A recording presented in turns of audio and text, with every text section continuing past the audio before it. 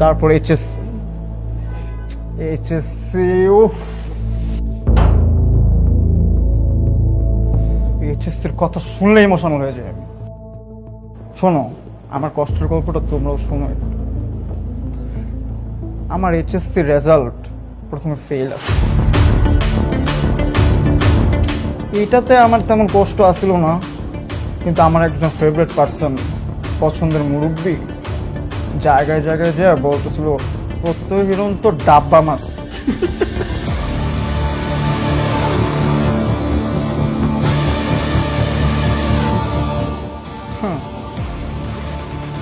তারপর board challenge করলাম,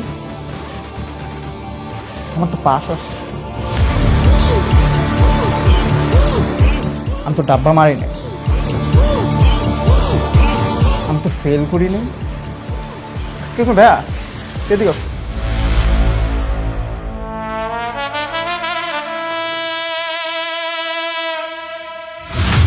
নাম কি তোমার? এলি। এলু? সুন্দর নাম। হাসছো কেন?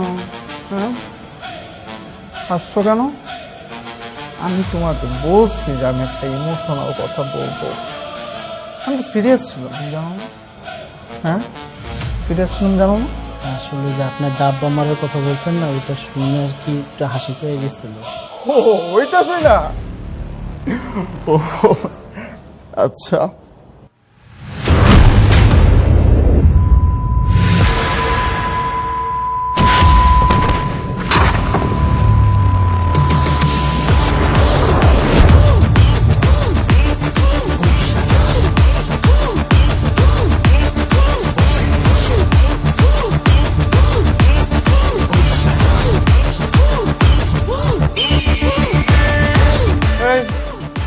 বসন বসন, পয়সা যান।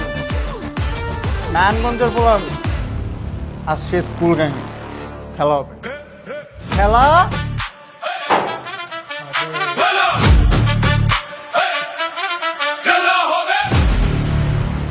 বহু খাওয়াবে চলবার। এবার একটু কাজের কথা আস। আমার cousin Sathi, O captain of the Victoria হতে চায়। আমার কাজিন চায়, মানে আমি চাই। আর সাথী যদি ক্যাপ্টেন অফ দ্য ভিক্টোরিয়া হয়, তোমরা পরীক্ষার আগে সুন্দর মতন সবাই প্রশ্ন পেয়ে যাবে। তো পরশু তোমরা আমার বোনকে ভোট দিতেছ, আর যদি ভোট না দাও,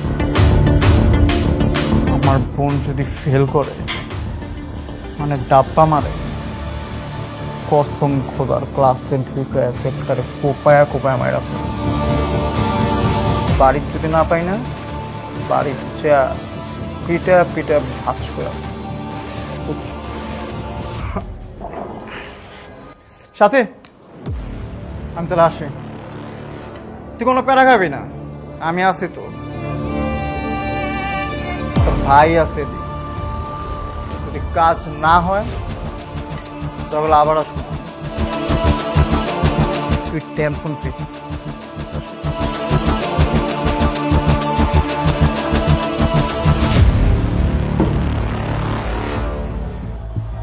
আপনাদের এক একজনের দাঁড়ায় থাকার এত শখ। বসেন, বসতে বলছে একজন, বসেন। এ বস, বসে সবাইকে থ্যাংক ইউ।